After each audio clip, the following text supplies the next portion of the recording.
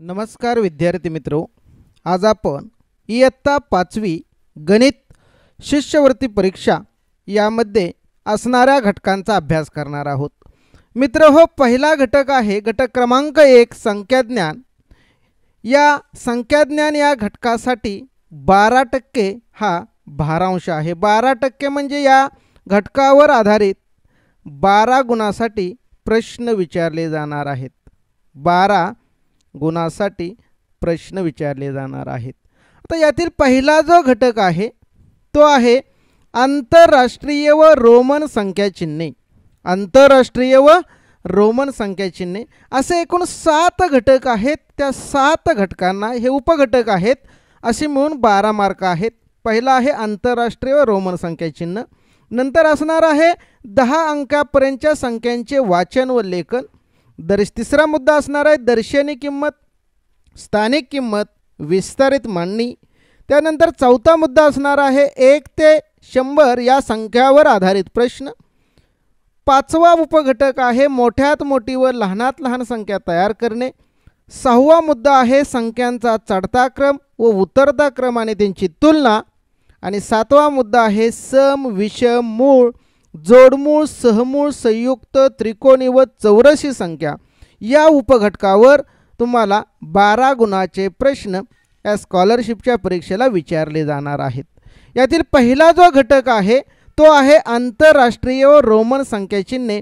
या घटकाची आज आपण माहिती घेणार आहोत। दररोज वेगवेगळ्या घटकांची माहिती तुमच्यापर्यंत विद्यार्थी मित्रांनो पोहोचेल। जर तुम्ही चॅनलवर नवीनच व्हिडिओ पाहत असेल तर आजच चॅनल सबस्क्राइब करा आणि दररोज नवीन नवीन शैक्षणिक स्कॉलरशिप संदर्भातील व्हिडिओ मिळवा।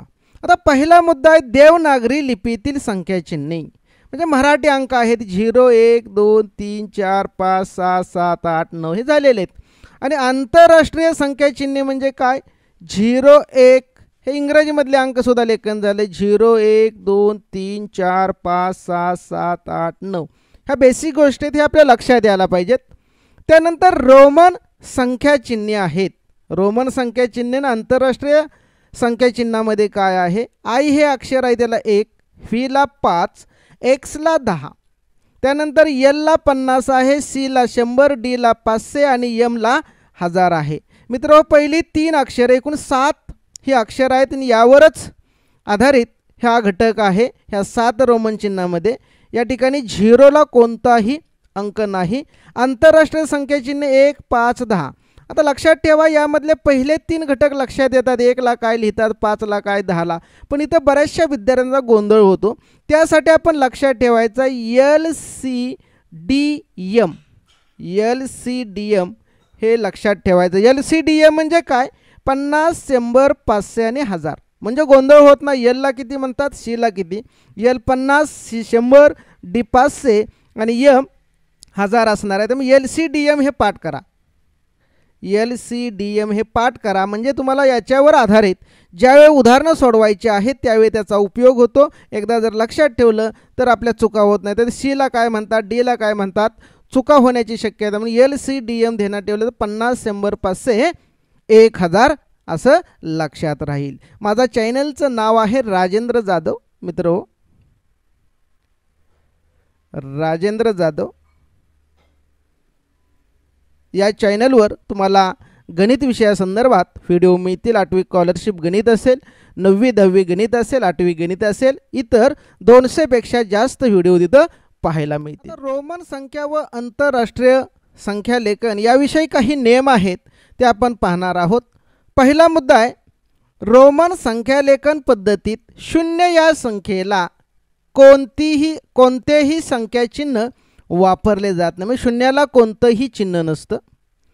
या पद्धतीत अंकांना स्थानिक किंमत नाही। ज्या ठिकाणी संख्या असतात तिथं अंकांना स्थानिक किंमत असते, पण रोमन पद्धतीत या अंकांना काय नसते, स्थानिक किंमत नसते। त्यानंतर तिसरा मुद्दा आहे IVX या संख्या चिन्हांच्या सहाय्याने संख्या लिहिण्याचे काही नियम आहेत। हे नियम लक्षात पाहिजेत, त्यानुसार आपल्याला संख्या लिहायच्या आहेत। I व एक्स यापैकी एखादे चिन्ह दोनदा किंवा तीनदा एकापुढे एक लिहिल्यास त्यांची बेरीज करून आपल्याला संख्या मिळते. याची उदाहरणं आपण पुढे पाहणार आहोत. व्ही हे चिन्ह एकापुढे एक लिहित नाहीत, हा महत्त्वाचा मुद्दा आहे. आय आणि एक्स एकापुढे एक लिहितात. समजा उदाहरणार्थ 2 असेल तर असं 2 आय लिहितात, पण 10 असेल तर व्ही व्ही असं लिहित नाही. ती उदाहरणं आपण पाहणार आहोत. मग व्ही हे चिन्ह एकापुढे एक लिहित नाहीत, हा पहिला नियम लक्षात ठेवायचा आहे. नंतर आय किंवा ह्या व्ही यापैकी एखादे चिन्ह मोठ्या संख्येच्या चिन्हाच्या उजवीकडे लिहिले तर त्याची किंमत डावीकडील संख्येत काय केली जाते, मिळवली जाते. समजा असं असेल एक्स आय म्हणजे किती झालं, 10 आणि 1 11, किंवा एक्स व्ही असेल 10 आणि 5 15 झालं. म्हणजे उजवीकडे जर लिहिली, उजवा हात आहे ती उजवी बाजू लिहिली, तर डावीकडच्या किमतीत ही डावीकडील आहे आणि उजवीकडील किमतीमध्ये मिळवली जाते, हे लक्षात ठेवा. तिसरा रूल आहे, आय हे चिन्ह व्ही किंवा एक्सच्या उजवीकडे लिहिले तर त्याची किंमत मोठ्या संख्येतून वजा करतात. म्हणजे आता 4 कसं लिहितात बघा, आय व्ही म्हणजे मोठी संख्या काय आहे 5 आणि आय डावीकडे लिहिलेला आहे, म्हणजे 5 मधून 1 गेला किती उरतं, चिन्ह उत्तर येतं 1 येतं, 5तून 1 गेलं 4. त्याची ही उदाहरणं पाहणार आहोत. आय हे चिन्ह मोठ्या संख्येच्या डावीकडे एकदा लिहिता येतं, व्ही हे चिन्ह मोठ्या संख्येच्या डावीकडे लिहित नाहीत, हे लक्षात ठेवा. आय लिहितात पण व्ही हे चिन्ह मोठ्या संख्येच्या डावीकडे लिहित नाहीत. पुढचा मुद्दा आहे, 10च्या पुढील संख्या लिहिण्यासाठी प्रथम ती संख्या 10, 5, 1 अशा गटात विभागून व वरील नियम वापरून या संख्या लिहितात. अशा पद्धतीने हे त्याचे नियम आहेत. आपण संख्या काही उदाहरणं पाहूया, मग तुमच्या लक्षात येईल आणि यानुसार संख्या लेखन करायचं आहे आणि या संख्या लेखनावर आधारित तुम्हाला उदाहरणं विचारली जातात. या ठिकाणी आपण काही संख्या लिहूया. समजा आय आणि एक्सचा वापर करून, समजा 2 ही संख्या असेल तर रोमन अंकात कशी येईल, 2 आय येणार आहेत, सेपरेट सेपरेट, म्हणजे 1 अधिक 1 बरोबर 2 येईल. 2 एक्स असतील तर काय येणार, ह्या दोघांची बेरीज एक्स म्हणजे 10 अधिक 10 बरोबर 20 येणार आहे. आता 3 असेल, 3 आय 1 2 3 म्हणजे 1 अधिक 1 अधिक 1 बरोबर उत्तर किती आलं, 3 आलेलं आहे. जर 3 एक्स घेतले, एक्स म्हणजे 10, 10 अधिक 10 अधिक 10 बरोबर उत्तर किती आलं, 30. परंतु जर 15 लिहायचं असेल तर आपण 15ला 3 व्ही घेऊ शकत नाही. म्हणजे एखादा म्हणजे 3 व्ही घेतलं तर 5 अधिक 5 अधिक 5 बरोबर 15 येईल, पण हे असं लिहायचं नाही. तर 15 म्हणजे कसं येणार आहे, एक्स आणि व्हीचा वापर करावा लागेल, म्हणजे 10 अधिक 5 बरोबर 15 येणार आहे. लक्षात आलं. 5 हे 3 वेळा आपण वापरणार नाही. ते किती वेळा वापरणार आहोत, तर ते एकदाच, इथं 2-3दा असं वापरून लिहिणार नाही. आता 6 लिहायचं असेल तर कसं होईल, 5च्या पुढं 1 आय म्हणजे 5 अधिक 1 6. 7 कसं येईल, तर व्हीच्या पुढं 2 आय, 5 अधिक 1 अधिक 1 बरोबर 7. 8 असेल तर 3 वेळा येईल आहे, म्हणजे 5 अधिक 1 अधिक 1 अधिक 1 बरोबर 8. परंतु 9ला आय 4 वेळा असं पुढं लिहून चालणार नाही. तर 9 म्हणजे काय, तर 10तून आपण 1 कमी करणार आहे, म्हणजे आय हा डावीकडे लिहिणार, म्हणजे 10 वजा 1 बरोबर 9 असणार आहे. समजा 4 असेल तर 4 कसा लिहिणार आहे, 5तून 1 गेला, उजवीकडील अंकातून डावीकडील अंक काय करणार आहोत, वजा करणार आहोत, म्हणजेच 4 आलं. परंतु आता 8 म्हटल्यानंतर आपण 8ला असं लिहू शकत नाही. 8 बरोबर समजा इकडं 2 आय काढल्याने एक्स असं लिहून चालणार नाही. तर 8 म्हणजेच काय आहे फी आणि त्याच्या पुढं 3 आहे. अशा पद्धतीने त्याचं लेखन केलं जाणार आहे. समजा 23 असेल, 23 रोमन अंकात कसं येईल 2x आणि 3i असणार आहेत. अशी 23 असणार आहे. असं संख्यांचं लेखन करणार आहे. तर समजा 40 कसं लिहिता येईल पहा. तर 40 लिहिण्यासाठी 4x घेऊन चालणार नाहीत. 1 2 3 3 ठीक आहे 30 पर्यंत, पण 4 घेता येणार नाहीत. मग 40चं लेखन कसं करणार. तर LCDM हे तुमच्या लक्षात ठेवा सांगितलेलं आहे. L म्हणजे 50, C म्हणजे 100, D म्हणजे 500 आणि M म्हणजे 1000 आहे. आता काय करणार. L म्हणजे 50 आहे आणि त्याच्या डावीकडे किती घेणार आपण. डावीकडे x घेणार. म्हणजेच 50 मधून ही संख्या वजा होणार 10. 50 मधून 10 वजा केले किती आले 40 आलं. असं 40चं लेखन असणार आहे. L म्हणजे 50. मग 60चं लेखन कसं असेल. तर 60 ही संख्या Lच्या पुढं x घेणार आहोत. 60 लेखन करण्यासाठी Lच्या पुढे x ही 60 झाली. 70 कशी होईल. Lच्या पुढे 2x. 80 कसं होईल. Lच्या पुढे 3x असणार आहेत. आता परत 90 म्हणजे आपण असं लिहू शकत नाही. 90 म्हणजे Lच्या पुढे 4x लिहू शकत नाही. मग 90ला कसं लिहिणार आहे. तर 90 म्हणजे 100 मधून 10 वजा. मग 100ला काय आहे C. 90 कसं लिहिणार आहे बघा. 100ला आहे C. C मधून x वजा डावीकडे केला म्हणजे 100 वजा 10 बरोबर उत्तर किती आलं 90. अशा पद्धतीने ह्या संख्या लेखनाचे नियम आहेत. हे लक्षात ठेवा आणि तुम्ही जास्तीत जास्त उदाहरणं सोडवाल त्यावेळी तुमचा आणखी सराव होणार आहे. ठराविक उदाहरणं इथं संख्यांची पाहिलेली आहेत. यावर आधारित काही नमुना उदाहरणं आहेत ते आपण पाहणार आहोत. नमुना उदाहरणे पाहणार आहोत. पहिलं नमुना उदाहरण आहे रोमन संख्याचिन्ह लेखन पद्धतीत 19 ही संख्या कशी लिहाल. 19 म्हणजेच काय आहे. 19लाच आपण असं लिहिणार आहे 10 अधिक 9.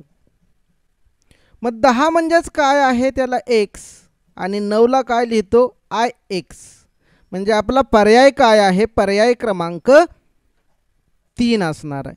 पर्याय क्रमांक 3. दुसरं उदाहरण आहे 55 ही संख्या रोमन संख्या चिन्हात कशी लिहितात. आता 55ची फोड काय होईल बघा. 55 बरोबर 50 अधिक 5 येणार आहे.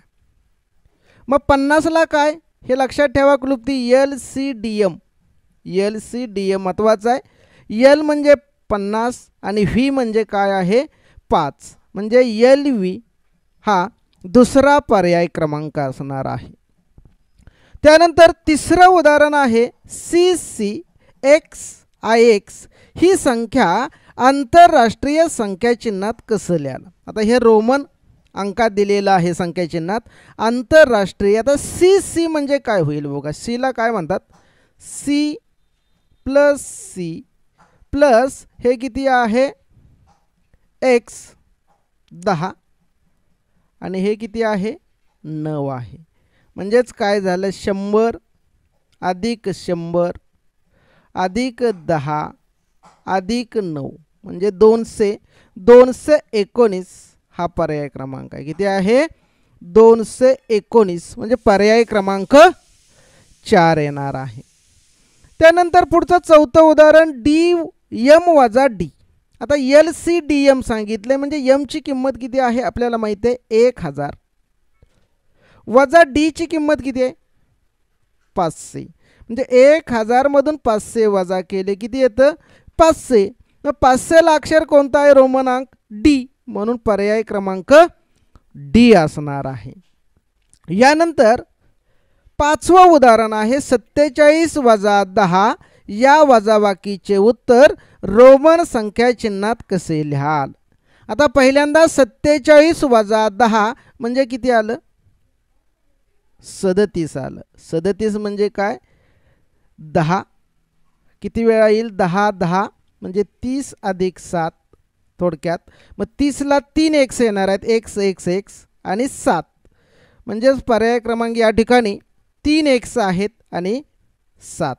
अशा पद्धतीनं आपल्याला जर सराव चांगला असेल तर 1 मिनिटाच्या आत, अर्ध्या मिनिटाच्या आत आपल्याला त्याचं उत्तर निश्चित प्रकारे काढता येईल. 6 नंबरचं नमुना उदाहरण आहे, 400 ही संख्या रोमन संख्या चिन्ह लेखन पद्धतीत कशी लिहितात.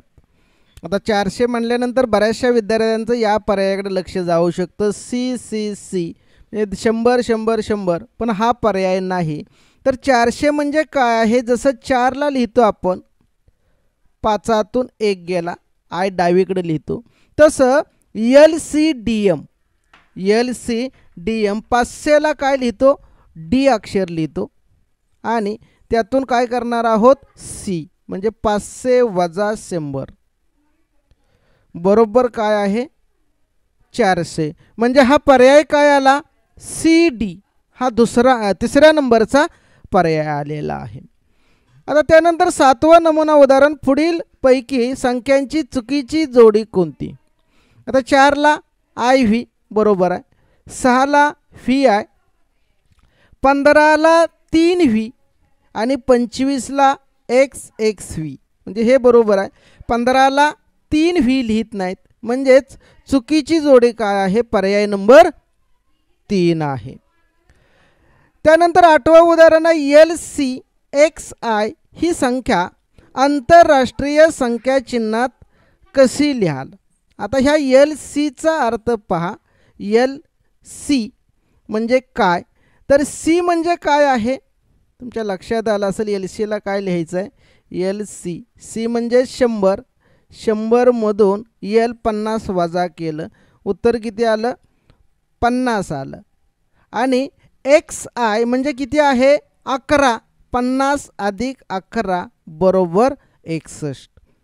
इथं विद्यार्थ्यांना चुका होण्याची शक्यता आहे, तर या संख्येला काय लिहितात ते पहा आपण. 50 अधिक 11 बरोबर 61. या ठिकाणी सुद्धा पर्याय क्रमांक किती आलेला आहे, 3 आलेला आहे. त्यानंतर 9 नंबरचं नमुना उदाहरण आहे, XXX आणि IX म्हणजे या ठिकाणी 30 आणि 9 39 झालं. किती झालं, 30 अधिक 9 39 अधिक 8 V आणि 3 I आहे. यांची जर बेरीज केली 8 आणि 9 7 आणि 1 47 म्हणजे पर्याय क्रमांक काय आलेला आहे, 2 नंबरचा पर्याय क्रमांक आलेला आहे. त्यानंतर 71 ही संख्या दाखवणारी योग्य रोमन संख्या चिन्हे. आता 71 म्हणजे काय, तर पहिल्यांदा 50 LXXI हा पर्याय येणार आहे, हे C आहे, हा पर्याय नसेल, हा बी नसणार आहे, म्हणजे पर्याय क्रमांक 4 आहे. अशा पद्धतीने विद्यार्थी मित्र एक 10 नमुना उदाहरणं पाहिलेले आहेत. पुढील नमुना उदाहरणे पुढच्या भागामध्ये पाहणार आहोत. तोपर्यंत धन्यवाद मित्र हो.